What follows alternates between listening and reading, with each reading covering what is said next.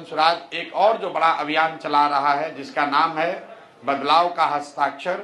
जिसके तहत 1 करोड़ परिवार से बिहार में 3 विषयों पर जनसुराज के साथी जाकर हस्ताक्षर करा रहे हैं। 3 विषय वो हैं जिसको लेकर बिहार के सामाजिक राजनीतिक जीवन में पिछले कई वर्षों से खूब चर्चा हुई है। पहला विषय है जातीय जनगणना। अगले 120 दिन में 240 विधानसभा क्षेत्रों में जाएंगे और उसकी शुरुआत जेपी के जन्मभूमि सिताब दियारा से हुई है। जेपी के भूमि से इसलिए क्योंकि आज से करीब 50 साल पहले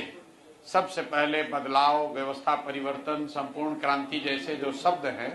ये जनमानस के बीच में जेपी के द्वारा ही दिया गया। उसके बाद से देश के कई हिस्सों में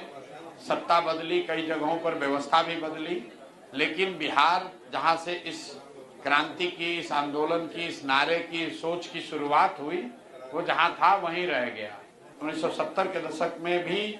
बिहार देश का सबसे गरीब और पिछड़ा राज्य था और आज करीब 45-50 साल बाद भी देश का सबसे गरीब और पिछड़ा राज्य बिहार ही है। तो अभी जनता के पास अगले 4-5 महीनों में जब चुनाव होने वाला है तो उनके पास एक बहुत बड़ा अवसर है जेपी के बताए हुए रास्ते पर चल के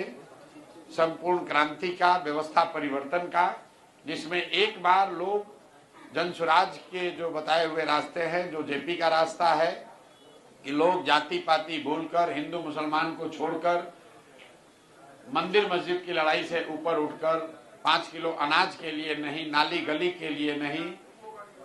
अपने अपने बच्चों की शिक्षा रोजगार के लिए वोट दें। इसी संदेश को लेकर जनसुराज में मैं और मेरे सारे साथी घर घर जा रहे हैं और कोशिश कर रहे हैं कि चुनाव से पहले लोगों को इस बात के लिए संकल्पित कराया जाए